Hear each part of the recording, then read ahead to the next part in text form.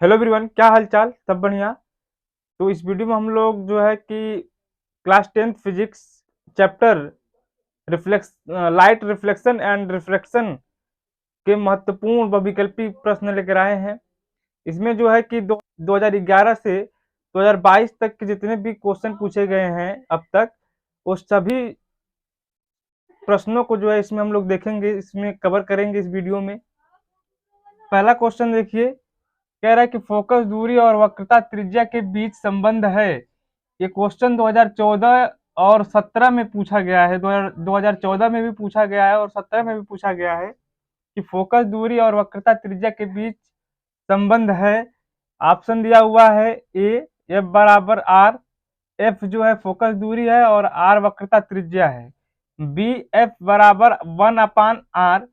सी जो है 2f equal to are, या एफ बराबर r/2। डी वाला ऑप्शन जो है एफ इक्वल टू 2r है। ठीक है, तो संबंध कौन सा सही होगा? जो ऑप्शन सी वाला है ये करेक्ट ऑप्शन होगा, क्योंकि देखिए ये कोई एक मिरर बना लेते हैं, कनकेव या कन्वेक्स। तो हमने एक कनकेव मिरर बना लिया। दोनों दोनों के लिए सेम प्रोसेस होंगे, दोनों के लिए संबंध एक ही आएंगे। ठीक है, ये हो गया पोल और ये हो गया सेंटर ऑफ कर्वेचर और ये हो गया फोकस। ठीक है, और इसमें जो है कोई एक किसी एक वृत्त से बना होगा ना, जो मिरर है, जो कनकेव मिरर है किसी वृत्त से बना होगा और वृत्त का सेंटर मान लीजिए ये है। तो मान लीजिए ये वृत्त है, वृत्त का सेंटर ये है, तो ये पोल है और ये सेंटर है। तो इनके बीच की जो दूरी होती है आर होती है, मतलब रेडियस होती है, त्रिज्या होती है। इसको कहते हैं रेडियस ऑफ कर्वेचर, वक्रता त्रिज्या। ठीक है, तो ये जो दूरी है एफ और पी के बीच की ये पूरी टोटल दूरी कितनी है? ये टोटल दूरी आर है, तो एफ और पी के बीच की दूरी कितनी होगी? r/2। r/2 और ये शेष दूरी r/2, मतलब f इक्वल टू r/2। तो संबंध यही वाला होगा, f बराबर r/2, मतलब फोकस दूरी जो है वक्रता त्रिज्या की आधी होती है। इसको इधर ट्रांसफर कर देंगे तो 2f इक्वल टू r बन जाएगा। ठीक है, इस तरीके से सी वाला ऑप्शन करेक्ट हो जाएगा। आ गया समझ में? ठीक है, दूसरा क्वेश्चन देखिए। दूसरा क्वेश्चन ये है, कह रहा है कि 20 सेंटीमीटर वक्रता त्रिज्या वाले अवतल दर्पण की फोकस दूरी होगी। ये क्वेश्चन 2016 में पूछा गया है और डीआर कोड 2016 के डीआर कोड में क्वेश्चन पूछा गया है। इसमें ऑप्शन दिया हुआ है कि 5 सेंटीमीटर, बी ऑप्शन 10 सेंटीमीटर, सी 15 सेंटीमीटर, डी 20 सेंटीमीटर। क्वेश्चन क्या है? वक्रता त्रिज्या 20 सेंटीमीटर दिया हुआ है। वक्रता त्रिज्या मतलब आर 20 सेंटीमीटर दिया हुआ है और इसमें हमको फोकस दूरी पूछ रहा है। फोकस दूरी क्या होगी? फोकस दूरी क्या होगी? तो अभी आपने संबंध पढ़ा कि फोकस दूरी और वक्रता त्रिज्या के बीच में क्या संबंध होता है। तो फोकस दूरी जो होती है त्रिज्या की आधी होती है। हमको त्रिज्या दिया हुआ है, फोकस दूरी ज्ञात करनी है। यहाँ से जो वक्रता त्रिज्या रख देंगे आर के जगह पे 20 सेंटीमीटर। ठीक है, और 2 से भाग देंगे, कितना जाएगा? 10 सेंटीमीटर। इसमें जो है बी वाला ऑप्शन करेक्ट होगा। आगे समझ में? अब तीसरा क्वेश्चन देख लीजिए। तीसरा क्वेश्चन कह रहा है कि एक उत्तल दर्पण की वक्रता त्रिज्या क्या होगी जिसकी फोकस दूरी प्लस 10 सेंटीमीटर है। ये क्वेश्चन यूपी बोर्ड 2016 के डीटी कोड में पूछा गया है और ऑप्शन दिया हुआ 5 centimetre, B option 10 centimetre, C option 20 centimetre, D option 30 centimetre. इसमें कौन सा ऑप्शन से सही होगा उसको हम लोग देखते हैं। दर्पण कोई भी हो, जो फोकस दूरी और वक्रता त्रिज्या में संबंध है, इसमें कोई बदलाव नहीं होगा। ठीक है, तो इसमें क्या दिया हुआ है? एक उत्तल दर्पण की वक्रता त्रिज्या क्या होगी, मतलब वक्रता त्रिज्या पूछ रहा है इस वाले क्वेश्चन में। इसको मिटा देता हूं। इस वाले क्वेश्चन में इस वाले क्वेश्चन में वक्रता त्रिज्या पूछ रहा है, मतलब आर आपसे पूछ रहा है और फोकस दूरी जो है एफ दिया हुआ है प्लस 10 सेंटीमीटर। ठीक है, तो संबंध क्या आपने पढ़ा है, F equal to R upon two. अब हमको आर निकालना है तो इसको इधर ट्रांसफर कर देते हैं, मतलब 2f equal to are 2f। f का मान कितना है 10 रख देंगे तो r बराबर कितना हो जाएगा 10 गुना के 20 सेंटीमीटर। इसमें जो है करेक्ट ऑप्शन सी वाला ऑप्शन करेक्ट होगा। ठीक है, तो ये जो है बहुत ही इंपॉर्टेंट क्वेश्चन है। इस प्रकार के क्वेश्चन एक नंबर में जरूर जो है आते हैं।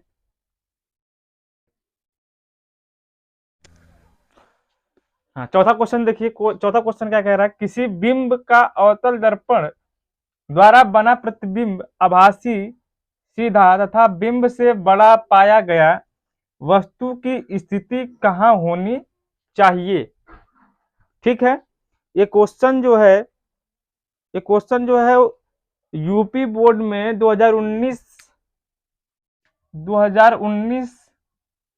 बीके कोड में पूछा गया क्वेश्चन है।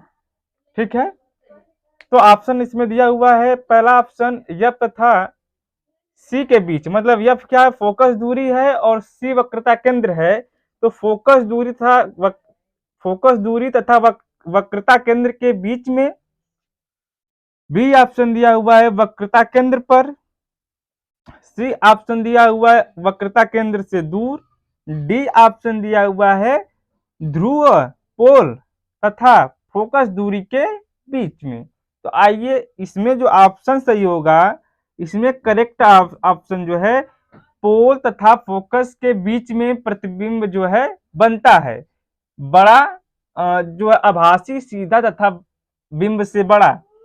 ये जो है स्थिति कब होती है अवतल दर्पण में, जब कहाँ होनी चाहिए, तो पोल तथा फोकस दूरी के बीच में जब वस्तु को रखी जाती है तब ऐसा सिचुएशन क्रिएट होता है। ठीक है, आइए इसको देख लेते हैं। ये है अवतल दर्पण। ठीक है, ये क्या है अवतल दर्पण, और इसके मेन पोजीशन पे है पोल,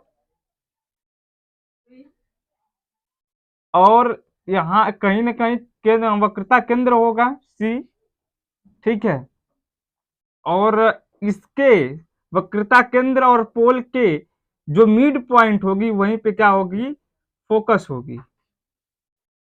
ठीक, अब इस फोकस और पोल के बीच की जो दूरी है, जो इनके बीच में क्या कह रहा है कि पोल तथा फोकस दूरी के बीच, तो इसके बीच में प्रतिबिंब को रखकर देखा जाए कैसा बनता है। ठीक है, प्रतिबिंब हमने बनाया तो एक बार यहां से जो है जाएगी प्रकाश की किरण और रिफ्लेक्ट होकर कहां से गुजर जाएगी, इस फोकस से गुजर जाएगी, और दूसरी जो है यहां से रिफ्लेक्ट होगी और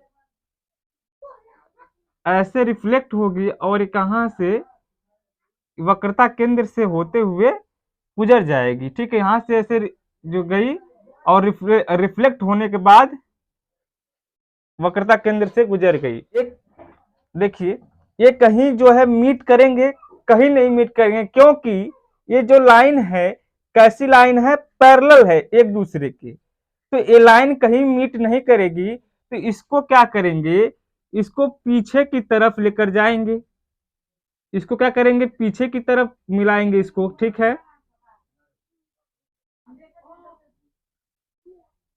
पीछे की तरफ मान लीजिए यहां पे मिल गया, ये हो गया प्रतिबिंब। तो आप देखिए कि प्रतिबिंब कैसी बन रही है, आभासी बन रही है, और ये मान लीजिए ए है और बी है, और यहाँ पे जो वस्तु बनी है ए डैश और यहाँ पे बी डैश, तो यहाँ पे जो है प्रतिबिंब जो बन रहा है आभासी बन रहा है, और सीधा जो है सीधा बन रहा है, और इस बिंब से बड़ा बन रहा है, देख लीजिए। ठीक है, तो ये आपको समझ में आ गया होगा क्वेश्चन। अब हम लेकर चलते हैं अगले क्वेश्चन की ओर। अगला क्वेश्चन देखिए, पांचवा क्वेश्चन क्या है दोस्तों। पांचवा क्वेश्चन देखिए, पांचवा क्वेश्चन क्या है, कह रहे एक उत्तल दर्पण की फोकस दूरी 12 सेंटीमीटर है और दर्पण के उत्तल पृष्ठ की त्रिज्या होगी। ये क्वेश्चन है और इसमें ऑप्शन दिया हुआ है 6 सेंट, पहला A option 6 centimetre, B option 12 centimetre, C option 18 centimetre, D option 24 centimetre.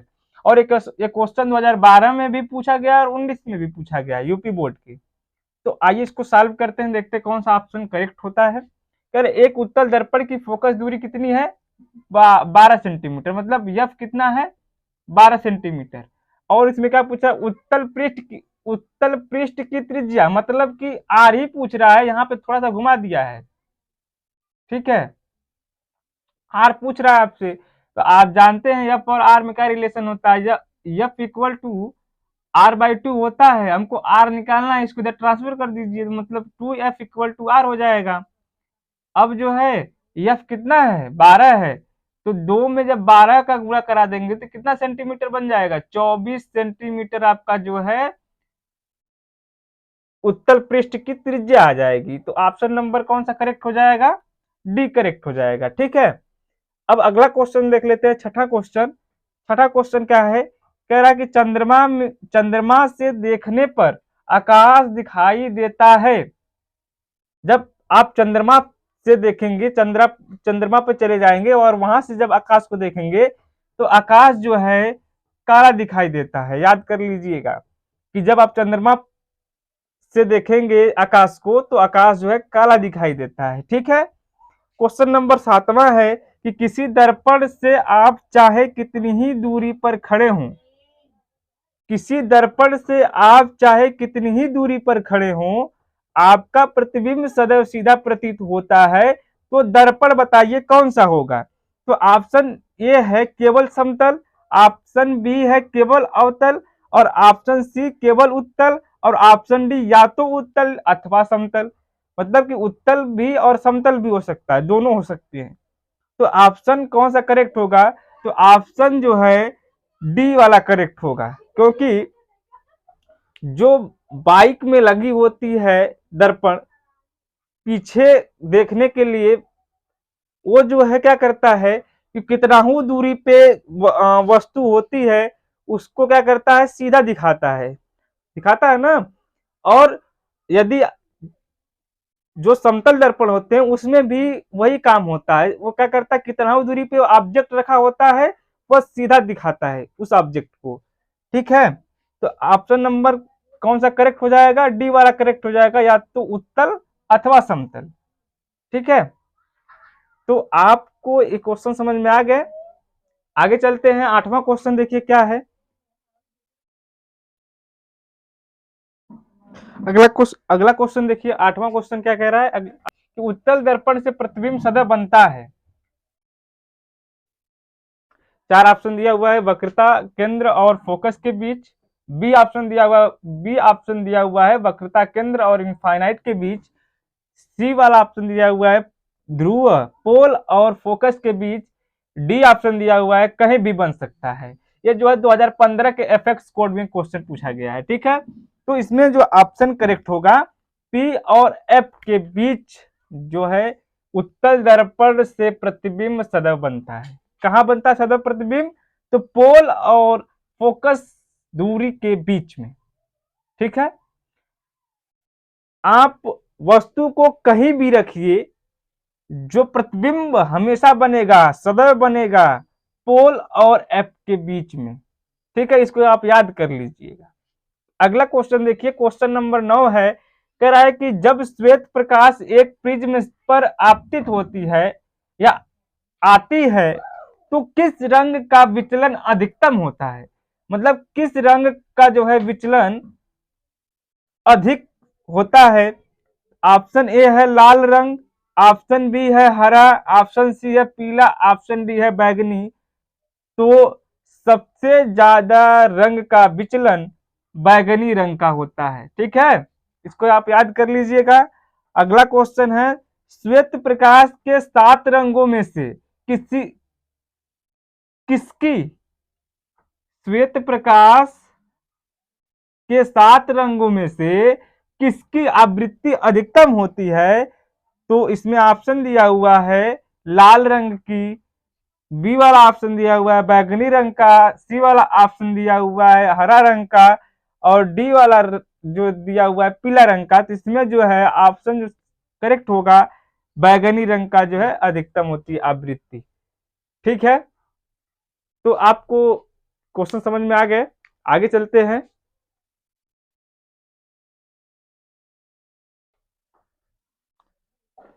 Question number 11 को देखिए। क्वेश्चन नंबर 11 क्या है, कह रहा है कि वायु में प्रकाश की चाल जो है 3 × 10⁸ मीटर पर सेकेंड है, जबकि एक पदार्थ में इसकी चाल जो है 1.5 इंटू 10⁸ मीटर पर सेकेंड होती है। तो पदार्थ का अपवर्तनांक है। ये जो यूपी बोर्ड के 2017 में क्वेश्चन पूछा गया है। ऑप्शन ए है 3, ऑप्शन बी है 5, ऑप्शन सी 0.5, ऑप्शन डी है 2।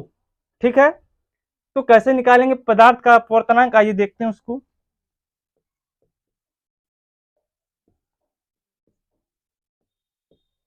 पदार्थ का अपवर्तनांक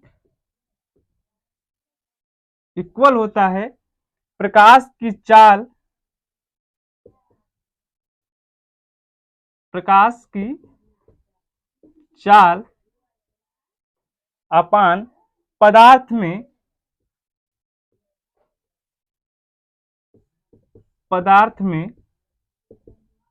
चाल।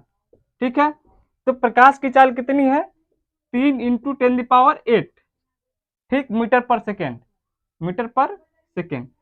और पदार्थ में इसकी चाल कितनी है 1.5 इंटू 10⁸ मीटर पर सेकेंड। अब देखिए इससे इसको काटेंगे तो 2 बार में कट जाएगा, 1.5 दूना 3, और 10⁸ कट के 1, कितना आएगा आंसर 2। कितना अपवर्तनांक आएगा पदार्थ का, तो 2। ऑप्शन कौन सा सही हो जाएगा, करेक्ट ऑप्शन डी। ठीक है, अगला क्वेश्चन देखिए। देखिए अगला क्वेश्चन 12 वाला जो क्वेश्चन है क्या है, आकाश का रंग नीला दिखाई देता है। ऑप्शन नंबर, ये जो क्वेश्चन 2013 और 15 में पूछा गया क्वेश्चन है, और इसमें ऑप्शन ए दिया हुआ प्रकाश के परावर्तन के कारण, या प्रकाश के अपवर्तन के कारण, प्रकाश की प्रकीर्णन के कारण, या पूर्ण आंतरिक परावर्तन के कारण। तो मैं बता दूं प्रकाश के प्रकीर्णन के कारण जो है आकाश का रंग नीला दिखाई देता है। प्रकाश की प्रकीर्णन के कारण आकाश का रंग कैसा दिखाई देता है, नीला दिखाई देता है। ठीक है, अगला क्वेश्चन, निर्वात में प्रकाश की चाल 3 × 10⁸ मीटर पर सेकेंड है, तो कांच जिसका अपवर्तनांक है 1.5 मीटर 1.5 है, तो मैं प्रकाश की चाल होगी, इसमें क्या दिया हुआ है, निर्वात में प्रकाश की चाल कितनी है 3 × 10⁸ मीटर पर सेकेंड है। तो और इसमें कांच जिसका अपवर्तनांक 1.5 मतलब 1.5 है, तो मैं इसमें प्रकाश की चाल होगी, तो प्रकाश की चाल कितनी हो जाएगी, प्रकाश की चाल इक्वल टू, प्रकाश की चाल इक्वल टू,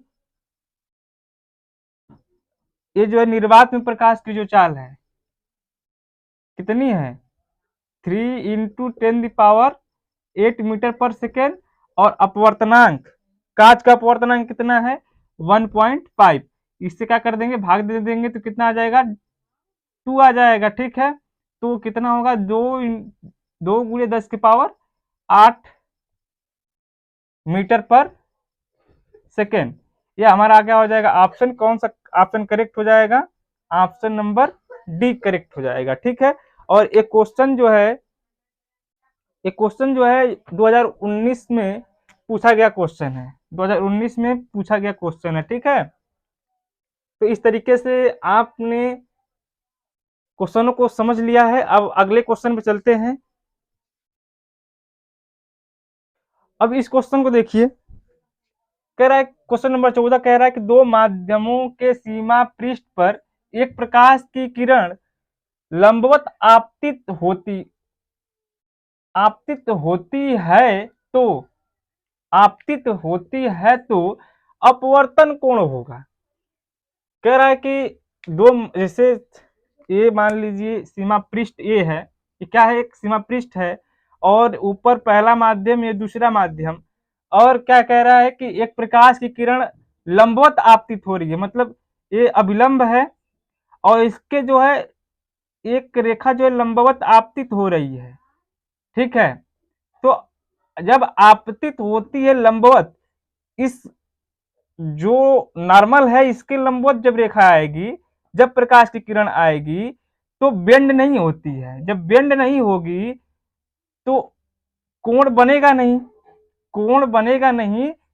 तो जब इस नॉर्मल के पैरेलल जो है प्रकाश की किरण जब जाएगी तो जो कोण बनेगा, जो थीटा आएगी, अपवर्तन जो कोण होगा तो कितना हो जाएगा, जीरो होगा। कितना हो जाएगा, क्योंकि कोण बनेगा नहीं, इसके परपेंडिकुलर, मतलब इसके पैरेलल है, ठीक है। तो इसमें जो ऑप्शन ए होगा करेक्ट होगा।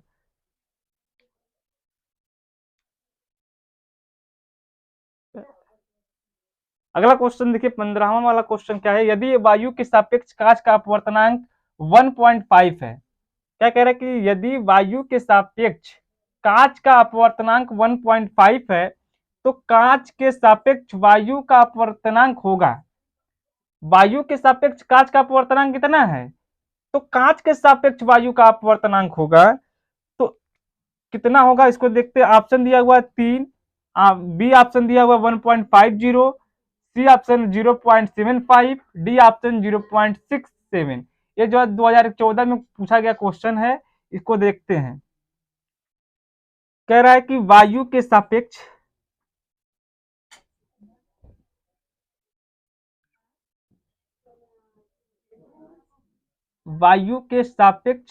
कांच का अपवर्तनांक कितना है, 1.5। ये एन अपवर्तनांक को दिखा रहा है, एक के सापेक्ष ग्लास का अपवर्तनांक, कांच का अपवर्तनांक कितना है, तो ग्लास के सापेक्ष एयर का, वायु का अपवर्तनांक कितना होगा, तो 1/1.5 हो जाएगा, ठीक है। अब इसको क्या करेंगे, इसको हटाएंगे, ऊपर एक जीरो बढ़ जाएगा, ठीक है। अब हम क्या करेंगे, भाग देंगे, ठीक। तो कई बार भाग जाएगी, 10 हो गया, 10 में 15 का भाग देंगे तो भाग नहीं जाएगी, छोटा है तो 0 दशमलव लगाना पड़ेगा, एक जीरो बढ़ाना पड़ेगा, तो कितना होगा, 15 छक्का 90। अब कितना बच गया, 10, फिर कितना हो जाएगा, 15 छक्का 90। फिर यहाँ पे ऐसे ही प्रोसेस चलता रहेगा, जो आंसर फाइनली जो आंसर आएगा 0.67। कौन सा ऑप्शन मैच कर रहा है, देखो ऑप्शन जो आएगा 0.6666 बढ़ता चला जाएगा, लेकिन इसमें देखिए ऑप्शन 0 कहीं 66 वाला ऑप्शन दिया नहीं है, तो लगभग में यहाँ पे जो ऑप्शन दिया हुआ है लगभग में दिया हुआ है, मतलब 0.6, फिर उसके बाद मान लीजिए 7 आ जाएगा, 0.67 ऑप्शन कौन सा सही हो जाएगा, ऑप्शन जो है डी वाला करेक्ट हो जाएगा इसमें, ठीक है। अगला क्वेश्चन देखिए, अगला क्वेश्चन कह रहा है कि यदि वायु के सापेक्ष, उसी प्रकार से एकदम क्वेश्चन ये है, वायु के सापेक्ष कांच का अपवर्तनांक 3/2 हो तो कांच के सापेक्ष वायु का अपवर्तनांक होगा। ये 2016, 2014 और 16 में क्वेश्चन किया गया है। यहाँ पे जो ऑप्शन देख लीजिए, option A 3/2, option B 1/2, option C 5/2, option D 2/3, 2/3। तो इसको देखते हैं, कह रहा है कि वायु के मतलब एयर, एयर के सापेक्ष कांच का अपवर्तनांक कितना है, 3/2। और जब ग्लास के सापेक्ष एयर का अपवर्तनांक निकालेंगे तो जो भी ये रहेगा, यहाँ पे जो भी वैल्यू रहेगी उसको 1 में रख देंगे, तो 1/3, 1/3, 1/3/2 किसके बराबर हो जाएगा, 2/3 के। कौन सा ऑप्शन करेक्ट होगा, डी वाला ऑप्शन करेक्ट हो जाएगा। ठीक है, अपवर्तनांक इसी प्रकार से क्वेश्चन आते रहते हैं, आप इसको अच्छे से अध्ययन करके जाइएगा। ठीक है, अगला क्वेश्चन देखिए,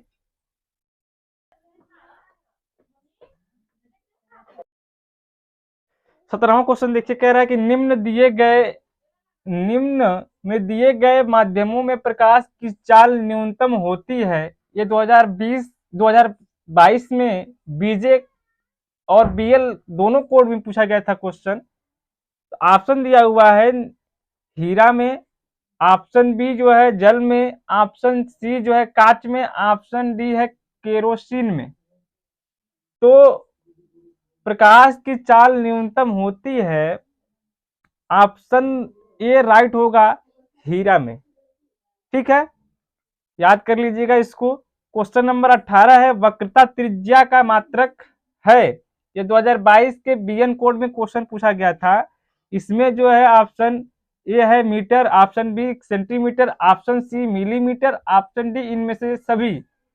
तो वक्रता त्रिज्या का मात्रक जो होता है मीटर भी होता है, सेंटीमीटर भी होता है, मिलीमीटर भी होता है। तो इसमें से जो करेक्ट ऑप्शन आएगा क्या होगा, इनमें से सभी।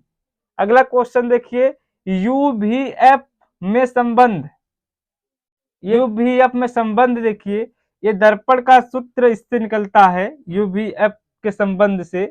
तो इसमें जो राइट आंसर होगा 1/f equal to 1/v plus 1/u, इसमें जो राइट ऑप्शन होगा यही होगा। ठीक है, अगला क्वेश्चन देखिए, क्वेश्चन नंबर 20, वायु के सापेक्ष किसी द्रव का क्रांतिक कोण 30 अंश है, उस द्रव का अपवर्तनांक होगा। ऑप्शन ए है 3, ऑप्शन बी है 2, ऑप्शन सी है 4, ऑप्शन डी है 1। ये जो है 2020 में क्वेश्चन आया हुआ है। ठीक है, यूपी बोर्ड के 2020 में क्वेश्चन आया हुआ है। कह रहा है कि वायु के सापेक्ष किसी द्रव का क्रांतिक कोण कितना है, क्रांतिक कोण है 30 अंश।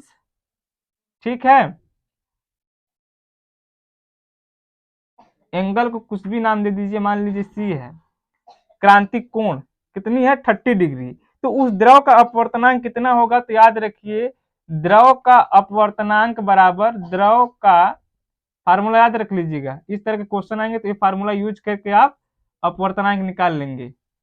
द्रव का अपवर्तनांक बराबर होता है 1/sin सी के। ठीक है, जो थीटा रहेगा वहां पे साइन के बाद थीटा, जो भी थीटा रहेगा वहां पे लग जाएगा। तो 1/sin सी की जगह साइन सी की जगह साइन 30 अंश हो जाएगा। और साइन 30 अंश का जो मान होता है कितना होता है, 1/2 होता है। 1/2 होता है, और ये 2 ऊपर चला जाएगा तो 2/1 हो जाएगा। 2 में 1 का भाग देंगे तो कितना आएगा, 2 आएगा। तो इसमें करेक्ट ऑप्शन द्रव का अपवर्तनांक कितना हो जाएगा, 2। तो करेक्ट ऑप्शन कौन सा सही होगा, बी वाला। ठीक है, तो टोटल जो है जितने भी महत्वपूर्ण प्रश्न थे बहुविकल्पी के लाइट रिफ्लेक्शन एंड रिफ्रैक्शन के, प्रकाश परावर्तन तथा अपवर्तन के जितने भी महत्वपूर्ण प्रश्न थे बहुविकल्पी आपको करा दिया गया है। और यदि आपको वीडियो अच्छा लगे तो दोस्तों को शेयर कीजिएगा।